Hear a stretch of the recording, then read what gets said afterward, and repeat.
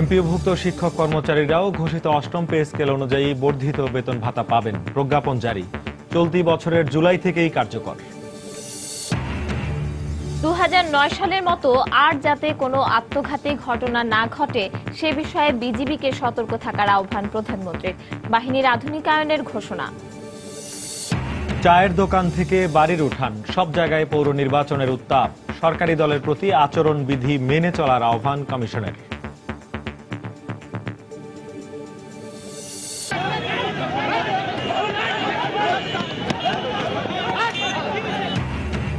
কথা কাটাকাটির জেরে রাজশাহী মেডিকেলের ইন্টার্ন চিকিৎসককে ছুরিকাঘাতের অভিযোগ। দুপক্ষের সংঘর্ষ, ধাওয়া পাল্টা ধাওয়া, দোকানপাট ভাঙচুর। এবং ইট ভাটা থেকে নির্গত কার্বন ডাই অক্সাইডে দূষিত হচ্ছে পরিবেশ। ইট তৈরিতে উপরিভাগের মাটি ব্যবহারে কমছে কৃষি জমি। আধুনিক প্রযুক্তি ব্যবহারের পরামর্শ।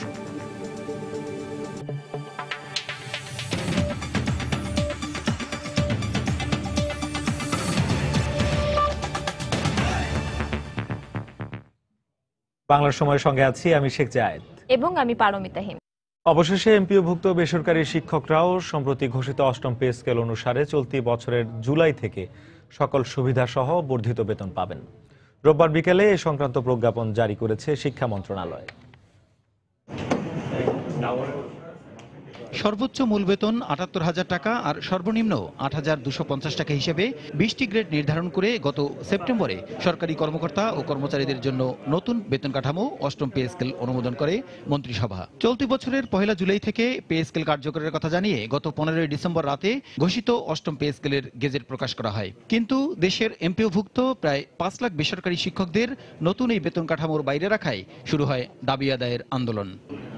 অবশেষে অষ্টম পে স্কেল অনুসারে একই দিন থেকে সকল সুবিধা সহ এমপিওভুক্ত বেসরকারি শিক্ষকরাও বর্ধিত সুযোগ সুবিধা সহ বেতন ভাতা পাবেন বলে এ সংক্রান্ত প্রজ্ঞাপন জারির কথা জানান শিক্ষামন্ত্রী নুরুল ইসলাম নাহিদ। বেসরকারি এমপিওভুক্ত শিক্ষকরা ঘোষিত নতুন বেতন স্কেল অনুসারে তাদের বেতন ওই একই তারিখ থেকে পাবেন, এইটা নিয়ে কোনো সন্দেহের অবকাশ নাই। বিশ্ববিদ্যালয়ের শিক্ষকরাও তাদের দাবি অনুসারে উচ্চ পদমর্যাদায় বেতন পাবেন এমন আশ্বাস দেন শিক্ষামন্ত্রী। আমাদের শিক্ষকদের উচ্চ গ্রেডে যাওয়ার জন্য এই যে একটা পদ ছিল সেই পদটা তো থাকতেছে না, সেইটার জন্য আমরা বিকল্প ব্যবস্থা নিব। আমাদের বেতন সমতাকরণ একটা মন্ত্রিসভা কমিটি আছে, সেই কমিটি এখন বৈঠক করতেছে, আলোচনাও করতেছে। আমরা আমাদের শিক্ষকদের সর্বোচ্চ মর্যাদা সম্মান অবশ্যই আমরা অব্যাহত রাখবো এবং বেতন কাঠামোর ক্ষেত্রে তারা কি করে সর্বোচ্চ লেভেলেও যেতে পারেন সেই বিষয়টা আমাদের বিকল্প হিসাবে কোনো একটা পথের মাধ্যমে বের করতে হবে। এদিকে সরকারের এই সিদ্ধান্তকে স্বাগত জানিয়ে শিক্ষাবিদ মোহাম্মদ কায়কোবাদ বলেছেন, শিক্ষকদের ক্ষেত্রে নতুন এই বেতন কাঠামো বাস্তবায়ন সরকারের জন্য এক বড় চ্যালেঞ্জ। নতুন পে স্কেল, বাড়তি বেতন, এটা কয়জন মানুষের জন্য লাভজনক? অনেক বেশি বেশি মানুষ তাদেরকে নানা ভয়ে নানা সংকোচে থাকতে হয়। বেতনের নতুন স্কেল হলেই দ্রব্যমূল্য বাড়বে এবং তাকে তো কিনতে হবে, কিন্তু সে তো বাড়তি বেতন স্কেলে বেতন পাবে না, কারণ সে কোনো বেতনই পায় না। তবে বর্ধিত বেতন ভাতা পেয়ে এমপিওভুক্ত শিক্ষকরা শিক্ষাদানে যথাযথ মনোনিবেশ করবেন এমনটাই প্রত্যাশা শিক্ষাবিদদের। প্রসূন আশিস, সময় সংবাদ, ঢাকা। বিদ্রোহের মতো আত্মঘাতী ঘটনা যেন আর না ঘটে সে বিষয়ে সতর্ক থাকতে সীমান্তরক্ষী বাহিনী বিজিবি সদস্যদের প্রতি আহ্বান জানিয়েছেন প্রধানমন্ত্রী শেখ হাসিনা। পিলখানায় বাহিনীর সদর দপ্তরে বিজিবি দিবসের অনুষ্ঠানে প্রধানমন্ত্রী আরও বলেন, যে কোনো সমস্যাই আলোচনার মাধ্যমে সমাধান করা সম্ভব। বর্ণাঢ্য কুচকাওয়াজে প্রধানমন্ত্রীকে পিলখানায় স্বাগত জানান বিজিবি সদস্যরা। কুচকাওয়াজ পরিদর্শন আর অভিবাদন গ্রহণের পর প্রধানমন্ত্রী মুক্তিযুদ্ধকালীন ইপিআর বাহিনীর ভূমিকার কথা স্মরণ করেন। বিশেষ করে ৭১-এর ২৬শে মার্চ প্রথম প্রহরে যে দূরদর্শিতার সঙ্গে ইপিআর এর বেতার কর্মীরা বঙ্গবন্ধুর দেয়া স্বাধীনতার ঘোষণা সারা দেশে ছড়িয়ে দিয়েছিলেন সে কথাও উল্লেখ করেন তিনি। বিজিবি সদস্যদের উদ্দেশ্যে দেয়া ভাষণে ২০০৯ সালের ফেব্রুয়ারিতে পিলখানার ঘটনাকে অনাকাঙ্ক্ষিত বলে উল্লেখ করেন শেখ হাসিনা। বলেন, এটি এই বাহিনীর জন্য কালো অধ্যায়। বিডিআর বিদ্রোহের সাথে সম্পৃক্ত উচ্ছৃঙ্খল ও বিপদগামী বিডিআর সদস্যদের আইনের আওতায় এনে বিচারের মাধ্যমে এ বাহিনীতে শৃঙ্খলা ফিরিয়ে আনা হয়েছে এবং এই বাহিনীর এই কলঙ্কজনক অধ্যায় আজ কলঙ্ক মুক্ত হয়েছে এবং আপনারা সদা সতর্ক থাকবেন ভবিষ্যতে কখনো এ ধরনের আত্মঘাতী সংঘাত যেন সৃষ্টি না হয়। পরে বিজিবি সদস্যদের বিশেষ দরবার অনুষ্ঠানে কথা বলেন প্রধানমন্ত্রী। শৃঙ্খলা বজায় রেখে নিজ নিজ কাজে মনোযোগী হতে বাহিনীর সদস্যদের তাগিদ দেন তিনি। কোনো সমস্যা হলে সে সমস্যার সমাধান করা যাবে না এরকম কিন্তু কিছু না, সমাধান করা যাবে, আমরা করতে পারি, কাজে আমরা সেটা করব। সেই কথা মনে রেখে শৃঙ্খলা বজায় রেখে স্ব কর্মক্ষেত্রে যার যার দায়িত্ব পালনে সকলে মনোনিবেশ করবে, সেটাই আমরা আশা করি। এর আগে বিজিবিতে নতুন সংযোজিত ট্রিক ড্রিল উপভোগ করেন প্রধানমন্ত্রী। বিজিবির ডগ স্কোয়াডের পারদর্শিতাও প্রদর্শন করা হয় প্রধানমন্ত্রীর সামনে। অনুষ্ঠানে বিজিবির বিভিন্ন কৃতিত্বপূর্ণ অবদানের জন্য 56 জনকে পদক প্রদান করেন প্রধানমন্ত্রী শেখ হাসিনা। শাহ আলী জয়, সময় সংবাদ, ঢাকা। এবার পৌরসভা নির্বাচনের খবর।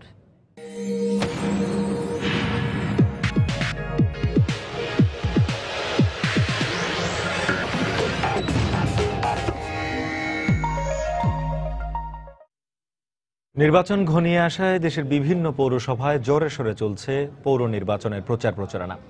নিজের পক্ষে সমর্থন আদায় করতে প্রার্থীরা দিচ্ছেন উন্নয়নের নানা প্রতিশ্রুতি। তবে যোগ্য প্রার্থী নির্বাচনে চুলচেরা বিশ্লেষণ করছেন ভোটাররা। জেলা প্রতিনিধিদের পাঠানো তথ্য, ছবি নিয়ে ডেস্ক রিপোর্ট।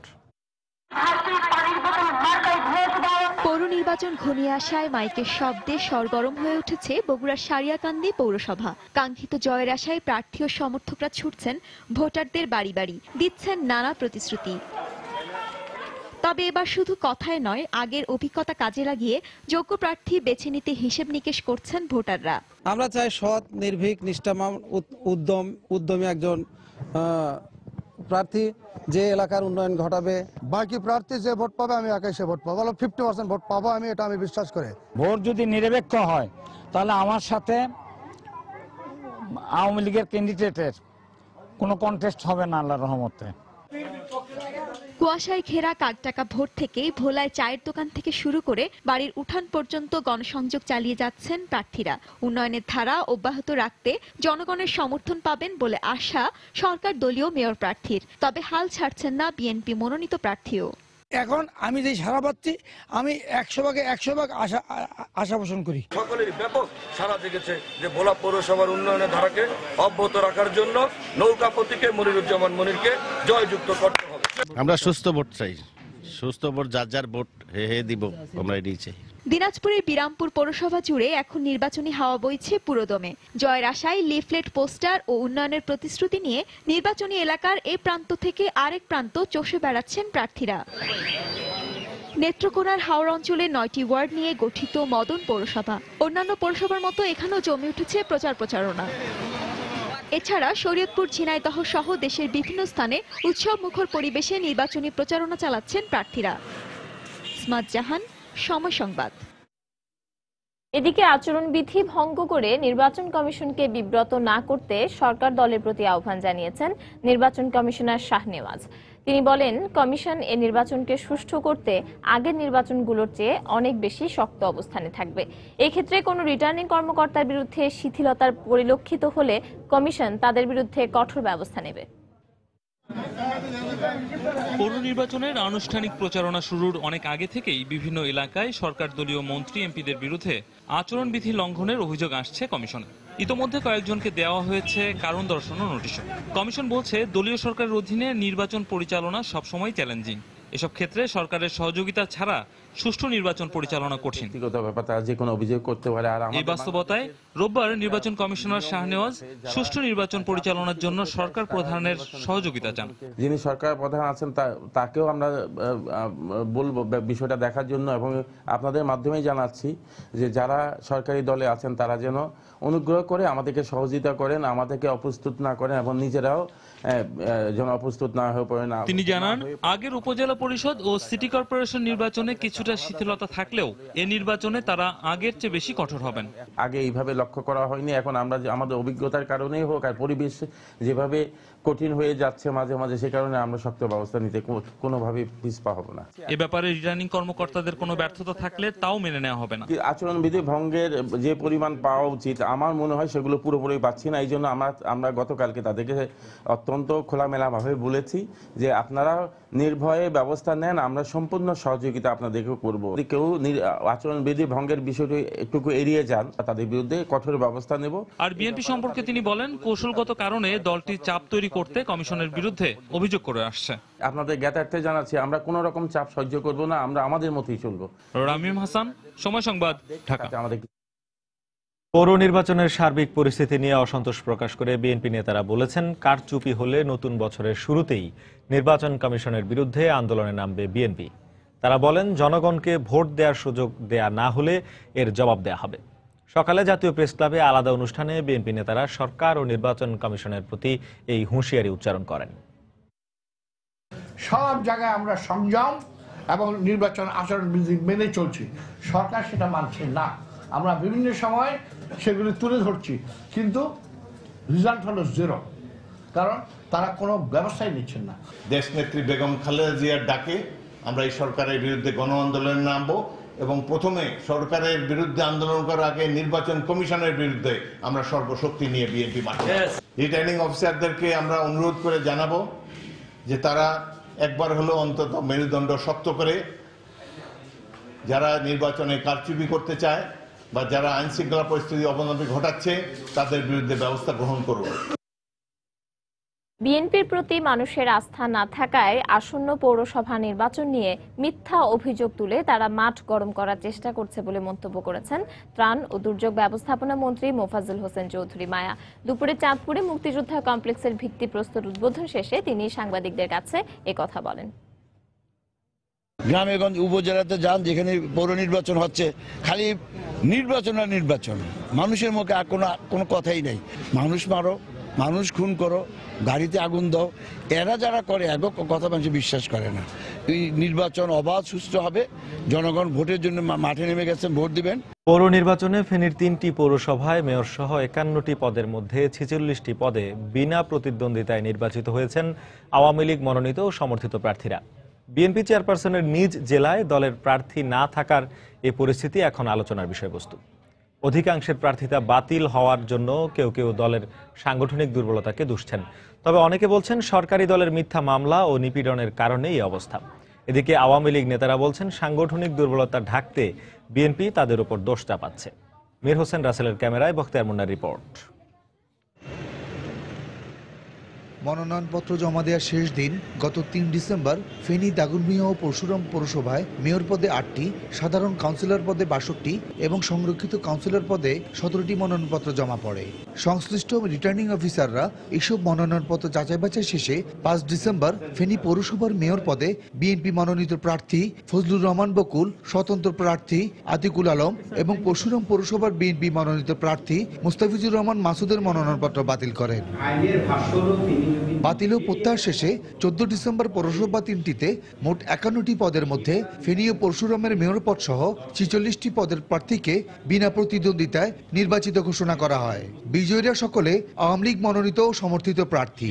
এদিকে জেলা বিএনপি শীর্ষ নেতারা নিজেদের প্রার্থী সংকট স্বীকার করলেও দুষলেন সরকারি দলকে। আমাদের অনেকে ভয়ভীতিতে এবং মামলা মোকদ্দমার কারণে প্রার্থী হইতে রাজি হয় নাই। যাদেরকে পেয়েছি এদেরকে রাজনৈতিকভাবে ষড়যন্ত্রমূলকভাবে বাতিল করা হয়েছে। সরকারি দলের সাথে পরিকল্পিত উপায়ে সেগুলাকে ভুলভাবে দেওয়া হয়েছে যাতে অটোমেটিক্যালি বাদ পড়ে যায়।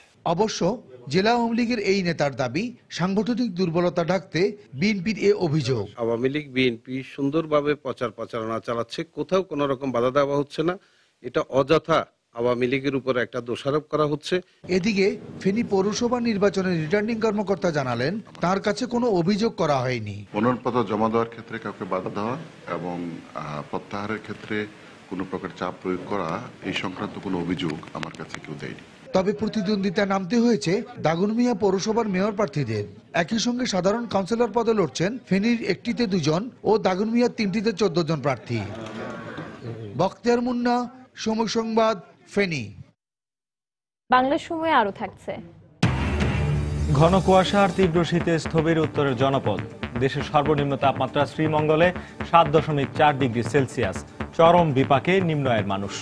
রাজশাহী মেডিকেল কলেজ হাসপাতালের ইন্টার্ন চিকিৎসককে ছুরিকাঘাতের অভিযোগে এলাকাবাসী ও শিক্ষার্থীদের মধ্যে সংঘর্ষ হয়েছে। এতে দুপক্ষের মধ্যে ধাওয়া পাল্টা ধাওয়া হয়। এ ঘটনায় এলাকায় থমথমে পরিস্থিতি বিরাজ করছে। শিক্ষার্থীরা অভিযোগ করেছেন, বিকেল 3টার দিকে নগরীর বিল শিমলার বন্ধ গেট এলাকায় সওদাগর নামে এক দোকান মালিকের সঙ্গে কথা কাটাকাটি হয় বিনয় কুমার ঘোষের। এক পর্যায়ে তাকে ছুরিকাঘাত করে ঘটনাস্থল থেকে পালিয়ে যায় সওদাগর। এই ঘটনায় বিনয়ের ক্ষুব্ধ সহপাঠীরা দোকানে ভাঙচুর চালায়। পুলিশ জানায়, এ ঘটনায় দুপক্ষের মধ্যে ধাওয়া পাল্টা ধাওয়া চলছিল বেশ কিছুক্ষণ।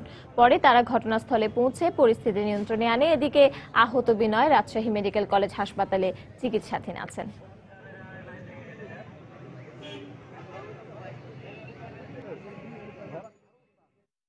পূর্বে একটা গন্ডগোল হওয়ার পরে ইউনিভার্সিটি কর্তৃপক্ষ মেডিকেল কলেজ কর্তৃপক্ষ পাশে দিয়ে দিলে তারা এদিকে আসবে না, আরও আসবে না, কেউ কার সাথে জ্ঞান হবে না আর কি। কিন্তু আজকে হঠাৎ করে এই সদাগরের ছেলে চাকু করে, মানে স্টপ করে মারে আর কি। তখন ওই জেরে এরা এসে উদান ধ্বংস করে, মূলত এই ঘটনা আর কি। এখন স্বাভাবিক, ছাত্ররা চলে গেছে, ছাত্রাবাসে এলাকার লোক এলাকা চলে গেছে। ঘন কুয়াশার তীব্র শীতে স্থবির হয়ে পড়েছে উত্তরের জেলা পঞ্চগড়, ঠাকুরগাঁও। এছাড়া মৌলভীবাজারের শ্রীমঙ্গলে সর্বনিম্ন 7.4 ডিগ্রি সেলসিয়াস তাপমাত্রা রেকর্ড করা হয়েছে। প্রচন্ড শীতে ঘর থেকে বাইরে বেরোতে পারছেন না মানুষজন। এতে চরম বিপাকে পড়েছেন নিম্ন আয়ের মানুষজন। আমাদের জেলা প্রতিনিধিদের পাঠানো তথ্য ও ছবি নিয়ে ডেস্ক রিপোর্ট। হাড় কাঁপানো শীতে জবুথবু হয়ে পড়েছেন পঞ্চগড়বাসী। ঘন কুয়াশা আর সেই সঙ্গে যোগ হয়েছে উত্তরের হিমেল হাওয়া। বিকেল গড়িয়ে সন্ধ্যা নামতেই বাড়তে থাকে কুয়াশার তীব্রতা। দিনের বেলাতেও যানবাহন চলাচল করছে হেডলাইট জ্বালিয়ে। শীতের যে বাইরে হবো যে বাসার থেকে, সেই ব্যবস্থাটা আমাদের নাই। আজকে খুব ঠান্ডা হতেছে, ঠান্ডার জন্য আমরা সাইকেলে যাইতে পারতেছি না, হাঁটাই যাচ্ছি এখন। এই আমরা কোট লাগাইছি, অলস্টার লাগাইছি, তবুও ঠান্ডার জন্য আর বের হওয়া যাচ্ছে না। ঠান্ডার কারণে আগুন জ্বালবা না গেছে, আগুন না জ্বাললে বাইরে হওয়া যায় না। গত দুদিন ধরে কুয়াশার কারণে সূর্যের দেখা মেলেনি ঠাকুরগাঁওয়ে। প্রচন্ড শীতে ঘর থেকে বাইরে যেতে পারছেন না লোকজন। খড়কুটো জ্বালিয়ে শীত নিবারণের চেষ্টা করছেন কেউ কেউ। হাড্ডির ভিতরে চলে যাচ্ছে শীত। এই দেখেন না, বাদ স্টেশনে কত লোকজন, কি অবস্থা, তারা শীতে কনকনাচ্ছে। এই ঠান্ডায় সমস্ত লোকজন মানে অসহ্য, একেবারে যন্ত্রণা। গরিব মানুষ, শীতের কাপড় নাই, আগুন তাপছে। এদিকে রোববার ভোর 6টায় দেশের সর্বনিম্ন তাপমাত্রা 7.4 ডিগ্রি সেলসিয়াস রেকর্ড করা হয় মৌলভীবাজারের শ্রীমঙ্গলে। আবহাওয়া অফিস জানিয়েছে, শ্রীমঙ্গলের সর্বনিম্ন এই তাপমাত্রা আরও কয়েকদিন থাকতে পারে। মনিরুজ্জামান প্রান্ত, সময় সংবাদ। বাংলার সময় আরো থাকছে। ফসল উৎপাদনে বিপ্লব ঘটিয়েছে গঙ্গা কপোতাক্ষ সেচ প্রকল্প। জমির উর্বরতা বাড়ার পাশাপাশি কমছে রাসায়নিক সারের ব্যবহার। দিনাজপুরের কাহারোলে ইসকন মন্দিরে হামলায় জড়িত থাকার কথা স্বীকার করে জবানবন্দি দিয়েছে গ্রেপ্তার জেএমবি সদস্য শরীফুল ইসলাম। গতকাল জেলার senior judicial magistrate Mohammad Nazmul হোসেনের আদালতে সেই জবানবন্দি দেয়। সকালে জেলা গোয়েন্দা পুলিশের পরিদর্শক রেদওয়ানুর রহিম গণমাধ্যমকে বিষয়টি নিশ্চিত করেন। তিনি জানান, শনিবার বিকেলে আদালতে হাজির করার পর 164 ধারায় স্বীকারোক্তিমূলক জবানবন্দি দেয় শরীফুল। জবানবন্দিতে হামলায় জেএমবির পরিকল্পনা ও নিজের সম্পৃক্ততার বিষয়টি স্বীকার করে সে। গত 10 ডিসেম্বর কাহারোলে ইসকন মন্দিরে হামলার ঘটনায় জড়িত সন্দেহে জেএমবি সদস্য শরীফুলকে গ্রেপ্তার করা হয়। পরে প্রথম দফায় 3 দিন, শেষে আবারও 7 দিনের রিমান্ডে নেয় গোয়েন্দা পুলিশ।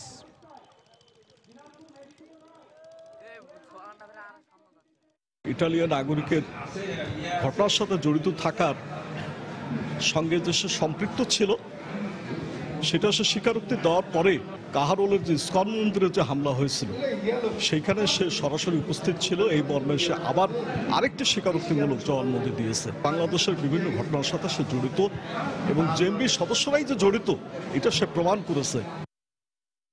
জাতীয় ও আন্তর্জাতিক ষড়যন্ত্রের অংশ হিসেবে জিয়াউর রহমান, হুসেন মোহাম্মদ এরশাদ এবং বেগম খালেদা জিয়া দেশের পাট শিল্পকে ধ্বংস করেছে বলে মন্তব্য করেছেন পাট ও বস্ত্র প্রতিমন্ত্রী মির্জা আজম। দুপুরে সাভারের নামাবাজার এলাকায় একটি চালের আড়ত পরিদর্শন শেষে সাংবাদিকদের প্রশ্নের জবাবে তিনি এ মন্তব্য করেন। ৭৫-এ বঙ্গবন্ধু হত্যা করার পর জিয়াউর রহমান, এরশাদ এবং খালেদা জিয়া যারা রাষ্ট্রীয় ক্ষমতায় থাকা অবস্থা এই পাটের জন্য আন্তর্জাতিকভাবে বিশ্বব্যাংক থেকে যে প্রেসক্রিপশন দেওয়া হয়েছে সেই প্রেসক্রিপশন তারা বাস্তবায়ন করতে গিয়েই কিন্তু আমাদের এই পাট শিল্পগুলো ধ্বংস হয়েছে। আদম যে জুট মিল যখন আমরা বন্ধ করি, এই বন্ধের সময় কিন্তু আমাদের পার্শ্ববর্তী দেশ ভারতে নতুন করে 9টা জুট মিল কিন্তু তৈরি করা হয় এবং সেই জুট মিলগুলোকে বিশ্বব্যাংক কিন্তু অর্থায়ন করে। প্রতি বছর ইটভাটা থেকে বিপুল পরিমাণ কার্বন ডাই অক্সাইড নির্গত হয়ে দূষিত করছে পরিবেশ। তবে আধুনিক প্রযুক্তির ইটভাটায় কার্বন ডাই অক্সাইড নির্গমন প্রায় অর্ধেকে নামিয়ে আনা সম্ভব। এতে কমবে কয়লার ব্যবহারও। এছাড়া ইটভাটাগুলোতে ভূ উপরিভাগের বিপুল পরিমাণ মাটি ব্যবহার করায় আশঙ্কাজনক হারে কমছে কৃষি জমি। রিপোর্ট করছেন ইজাজ শৌমিক। ইটের চাহিদা যোগান দিতে সারা দেশে ৩৫০০-এর বেশি প্রচলিত ইটভাটা রয়েছে। ইনফ্রাস্ট্রাকচার ডেভেলপমেন্ট কোম্পানি বা ইটকলের দেয়া হিসেবে এসব ইটভাটা থেকে প্রতি বছর ৯৮ লক্ষ metric ton carbon dioxide gas নির্গত হয়ে পরিবেশ দূষণ করছে। পাশাপাশি ভূপরস্থ মাটির ব্যবহারে আশঙ্কাজনক হারে কমছে কৃষি জমির পরিমাণ। সরকার ২০১৪ সালের মধ্যে প্রচলিত ইটভাটাগুলোকে আধুনিক প্রযুক্তির ইটভাটায় রূপান্তরের সিদ্ধান্ত নিলেও তা আলোর মুখ দেখেনি। এই প্রযুক্তির ইটভাটায় ৩০ থেকে ৫০% কম কার্বন ডাইঅক্সাইড গ্যাস নির্গত হওয়ার পাশাপাশি ২০ থেকে ৫০% কম কয়লা খরচ হয়। দেশে এখন পর্যন্ত ১১৩টি আধুনিক প্রযুক্তির ইটভাটা স্থাপন করা হয়েছে, আরও ৪১টি নির্মাণাধীন। একটা মেশিন রুম থাকবে, যেখানে কিছু মেশিন থাকবে যেটার মাধ্যমে আমরা ইটের ফরমেশনটাকে আনতে পারবো। দেন কিছু মানুষের দ্বারা আমরা হ্যান্ডলিং করে চেম্বারে নিবে। ড্রায়ারে সার্টেন টাইম আপনার ইটটা থাকলে কি হবে, ইট থেকে আপনার ময়েশ্চারটা রিমুভ করে ফেলবে। দেন এই যে আপনার শুকনা ইটগুলো থাকলো, এইগুলোকে আমরা আবার মেশিন দিয়ে আরেকটা রুমে প্রবেশ করাবো, যেটাকে আমরা বাংলায় বলি চুল্লি। তবে আধুনিক প্রযুক্তির ইটভাটা নির্মাণে ব্যয় হয় ৫০ থেকে ৬০ কোটি টাকা। নির্মাণ ব্যয় বেশি হয় ইটকল এখাতে সহজ শর্তে, কম সুদে ও দীর্ঘমেয়াদে ঋণ সুবিধা দিচ্ছে। চাচ্ছি যে টানেলে বেশি যেতে, কারণ টানেলের রিস্ক কম। এটা ধরনের খুব বেশি মনিটরিং করতে হয় না, মেনলি এটা অটোমেটেড। ফিনান্সিংয়ের পাশাপাশি আমরা কিন্তু একজন স্পন্সরকে ধরেন সব ধরনের হেল্প করি, চুজিং অফ ইকুইপমেন্ট, সাপ্লাই কাদের নিতে পারে, তারপর সেই সাথে ধরেন আপনার একটা প্রজেক্টের ফিনান্সিয়াল মডেলের মধ্যে কি কি জিনিস দেখা উচিত, আমরা ধরেন তাদের অ্যাজ এ কনসালটেন্ট হিসেবে কাজ করি। ইটকলের এই কর্মকর্তার মতে ভরাট হয়ে যাওয়া নদীর ড্রেজিং করা মাটি আধুনিক প্রযুক্তির ইটভাটায় ব্যবহার করা গেলে নদীর নাব্যতা যেমন ফিরবে, তেমনি কৃষি জমির মাটি ব্যবহারও বন্ধ হবে। ইজাজ শৌমিক, সময় সংবাদ, ঢাকা। কুষ্টিয়া সহ 4টি জেলায় কম খরচে খাদ্য উৎপাদনে বিশেষ ভূমিকা রাখছে গঙ্গা কপোতাক্ষ বা জিকে সেচ প্রকল্প। দেশের অন্য স্থানের তুলনায় জিকে সেচ এলাকার কৃষকরা কম খরচে খাদ্য উৎপাদন করার সুযোগ পাওয়ায় লাভবান হচ্ছেন বেশি। এদিকে আগামী বছর জিকে সেচ প্রকল্প সম্প্রসারিত করা হবে বলে জানান প্রতিষ্ঠানের পরিচালক। এস এম রাশেদের পাঠানো তথ্য, ছবি নিয়ে রিপোর্ট। কুষ্টিয়া সহ 4টি জেলার খাদ্য উৎপাদনে বিপ্লব ঘটিয়েছে গঙ্গা কপোতাক্ষ জিকে সেচ প্রকল্প। পদ্মা নদী থেকে কৃষি জমিতে সরাসরি পানি সরবরাহ করায় একদিকে জমির উর্বরতা বাড়ছে, অন্যদিকে কমছে রাসায়নিক সারের ব্যবহার। আর সারা বছর স্বল্প খরচে সেচ সুবিধা পাওয়ায় জমিতে বছরে 3 বার ধান উৎপাদন করে লাভবান হচ্ছেন কৃষকেরা। এই পানি দেওয়ার কারণে বিঘা হইতে আল্লাহর রহমতে ভালো ধান হয়েছে। এই অবস্থায় পানিটা আমরা আলিভারে আমরা এর চেয়ে বেশি ফলন আমরা আদায় করতে পারবো। সেচ দিলে তো অত্যাধিক খরচ, বিঘে প্রতি যদি 20 মণ ধান হয় তাহলে ওরা 5 মণ নিয়ে চলে যাচ্ছে, যার কারণে আমাদের কেনালে পানি পালি সুবিধা সবচেয়ে ভালো। আর নিয়ম মতন যদি পানি আসে তাহলে কৃষকের একটু ভালো হয়, জমির উৎপাদনও ভালো হয়, সারটা একটু কম লাগে। দিন দিন এই সেচ প্রকল্প কৃষকদের কাছে জনপ্রিয় হয়ে উঠছে বলে জানালেন এ কর্মকর্তা। বিগত 2 বছরে মোট 455 কিলোমিটার সেচ খাল সংস্কার করা হয়েছে। এর ফলে জিকে সেচ প্রকল্পে এলাকায় অতিরিক্ত আরো 21,000 মেট্রিক টন ধান উৎপন্ন হয়েছে। এদিকে প্রকল্প পরিচালক জানালেন আগামীতে গঙ্গা কপোতাক্ষ সেচ প্রকল্পের এলাকা বৃদ্ধি করবে সরকার। এই বছরই এটা শেষ হয়ে যাওয়ার কথা, কিন্তু আমরা সময় বৃদ্ধির জন্য মন্ত্রণালয়ে প্রেরণ করা হয়েছে আমাদের প্রস্তাব। আশা করি আগামী বছর থেকে আরো এলাকা আমরা সেচের আওতায় নিয়ে আসতে পারবো এবং কৃষকদের যদি আমরা একটু সহযোগিতা পাই তাহলে আমরা আরো সেচের এলাকা বৃদ্ধি করতে পারবো। গঙ্গা কপোতাক্ষ সেচ প্রকল্পের আওতায় কুষ্টিয়া, চুয়াডাঙ্গা, মাগুরা ও ঝিনাইদহের 13টি উপজেলার 1.5 লাখ খামারি সহ প্রায় 29 লাখ কৃষক সেচ সুবিধা পাচ্ছেন। সময় সংবাদ, কুষ্টিয়া। সাভারে পৌর নির্বাচন অবাধ, সুষ্ঠু ও নিরপেক্ষ করতে সকলের সহযোগিতা চেয়েছেন ঢাকা জেলা প্রশাসক তোফাজ্জল হোসেন মিয়া। সকালে সাভার উপজেলা মিলনায়তনে স্থানীয় নির্বাচন কমিশনের আয়োজনে মতবিনিময় সভায় প্রধান অতিথির বক্তব্যে তিনি একথা বলেন। এ সময় সাভার উপজেলা নির্বাহী কর্মকর্তা সহ স্থানীয় মেয়র ও কাউন্সিলর প্রার্থীরা উপস্থিত ছিলেন। অনুষ্ঠানে ঢাকা জেলা পুলিশ সুপার হাবিবুর রহমান বলেন, নির্বাচন সুষ্ঠু ও নিরপেক্ষ করতে পুলিশের পক্ষ থেকে সব ধরনের চেষ্টা অব্যাহত থাকবে। এ সময় প্রার্থীদের একে অন্যের প্রতি শ্রদ্ধাশীল হওয়ারও আহ্বান জানান তিনি।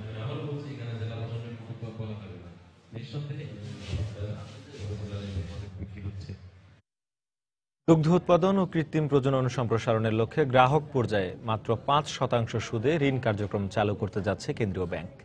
কোনো ধরনের জামানত ছাড়াই প্রান্তিক পর্যায়ে এই ঋণ কার্যক্রম পরিচালনা করা হবে বলে জানিয়েছে কেন্দ্রীয় ব্যাংক। এরই মধ্যে নির্ধারিত বাণিজ্যিক ব্যাংকগুলো থেকে শুরু হয়েছে গ্রাহক বাছাই প্রক্রিয়া। বিস্তারিত ইমতিয়াজ আহমেদের রিপোর্টে। দুগ্ধ উৎপাদন ও কৃত্রিম প্রজনন খাতে 5 বছর পর্যন্ত নবায়নযোগ্য 200 কোটি টাকার একটি পুনঃ অর্থায়ন স্কিম চালু করতে যাচ্ছে বাংলাদেশ ব্যাংক। ডিসেম্বর থেকে গ্রাহক পর্যায়ে এই ঋণ প্রদান কার্যক্রম চালু হবে বলে জানানো হয় কেন্দ্রীয় ব্যাংকের পক্ষ থেকে। গাভী ক্রয় এবং লালন পালন, দুগ্ধ উৎপাদন এবং কৃত্রিম প্রজননে জড়িত প্রকৃত খামারিরা একক ও যৌথভাবে এই ঋণ নিতে পারবে। এক্ষেত্রে সুবিধাভোগী ঋণ গ্রহীতা নির্বাচনের ক্ষেত্রে নারী ও প্রান্তিক খামারিদের অগ্রাধিকার দেওয়া হবে। প্রতিটি গাভীর জন্য 50,000 টাকা, সর্বোচ্চ 4টি গাভীর জন্য 2 লক্ষ টাকা ঋণ বিতরণ করা যাবে। জামানতের কথা বলিনি, আমরা বলেছি যে 3টি কাগজ প্রকৃতপক্ষে লাগবে। এটা হচ্ছে যে প্রকৃত বিতরণ সংক্রান্ত সনদপত্র লাগবে এবং সমন্বিত বিবরণ লাগবে এবং ঋণ পরিশোধের প্রতিশ্রুতিপত্র বা ডিপি নোট এবং লেটার অফ কন্টিনিউটি এগুলা লাগবে। প্রাথমিকভাবে রাষ্ট্রীয় মালিকানাধীন এবং বিশেষায়িত সহ কয়েকটি বেসরকারি ব্যাংকের মাধ্যমে এই ঋণ কার্যক্রম পরিচালনা করা হবে। আর কেন্দ্রীয় ব্যাংকের নির্দেশনা অনুযায়ী ব্যাংকগুলো এরই মধ্যে তাদের সব ধরনের প্রস্তুতি সম্পন্ন করেছে। সারা বাংলাদেশে প্রত্যেকটা অঞ্চলে আমরা বরাদ্দ দিয়ে দিয়েছি। বলে দেওয়া আছে যে এখানে যেন কোনো রকম ব্রাঞ্চে কোনো রকম অনিয়ম না হয় সেদিকে তারা তীক্ষ্ণ দৃষ্টি রাখবে এবং এটা আমরা যখন টাইম টু টাইম যারা ভিজিট করে ওই সময় এটাকে তারা মনিটর করবে, ব্রাঞ্চ সিলেক্ট করবে, তার অঞ্চলে কাকে দেওয়া যায়। বাংলাদেশ ব্যাংকের যে নিয়ম কানুন আছে সেটা ফুলফিল করে যে পাওয়ার যোগ্যতা অর্জন করবে সেইভাবে দেওয়া হবে। সেখানে যদি তখন ওই ব্রাঞ্চে যদি ফান্ড শর্ট হয় তাহলে সেখানে প্রায়োরিটি ভিত্তিতে দেখা হবে যে কার উপযুক্ততা বেশি তাকে আগে দেওয়া হবে। প্রকল্পটি সফলভাবে বাস্তবায়িত হলে ভবিষ্যতে এই খাতে অর্থ বাড়ানো হতে পারে বলে জানানো হয় কেন্দ্রীয় ব্যাংকের পক্ষ থেকে। ইমতিয়াজ আহমেদ, সময় সংবাদ, ঢাকা। বাংলা সময়ের শীর্ষ সংবাদগুলো জানিয়ে দিচ্ছি আরেকবার। এমপিওভুক্ত শিক্ষক কর্মচারীরাও ঘোষিত 8ম পে স্কেল অনুযায়ী বর্ধিত বেতন ভাতা পাবেন। প্রজ্ঞাপন জারি, চলতি বছরের জুলাই থেকেই কার্যকর। 2009 সালের মতো আর যাতে কোনো আত্মঘাতী ঘটনা না ঘটে সে বিষয়ে বিজিবিকে সতর্ক থাকার আহ্বান প্রধানমন্ত্রীর। বাহিনীর আধুনিকায়নের ঘোষণা। চায়ের দোকান থেকে বাড়ির উঠান, সব জায়গায় পৌর নির্বাচনের উত্তাপ। সরকারি দলের প্রতি আচরণবিধি মেনে চলার আহ্বান কমিশনের।